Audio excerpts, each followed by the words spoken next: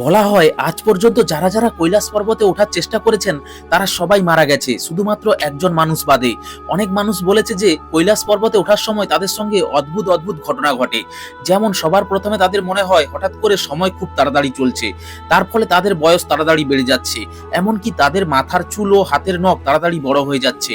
আবার কিছু মানুষ উপরে উঠতে উঠতে এতটাই ক্লান্ত হয়ে যায় যে নিচে পড়ে যায়।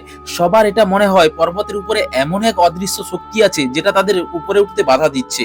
এখানে দুটি ঝিল অবস্থিত রয়েছে, মানসরোবর আর রাক্ষসতাল। মানসরোবরের জল হলো মিষ্টি জল, চাইলেই সবাই খেতে পারে।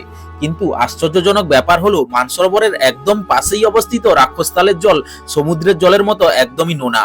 অবাক করা বিষয় হলো এখানে সমুদ্রের মতো ঢেউও ওঠে। মনে করা হয় এই ঝিলকে ত্রেতা যুগে রাবণ বানিয়েছিল। কৈলাস পর্বতে একজনই উঠতে পেরেছে, তাও আবার 1000 বছর আগে। উনি ছিলেন একজন বৌদ্ধ সন্ন্যাসী, মিলারেপা। তোমাদেরও কি মনে হয় এই পাহাড়ের উপর স্বয়ং মহাদেব বাস করেন? তাহলে কমেন্টে জয় শিব শম্ভু অবশ্যই লিখো।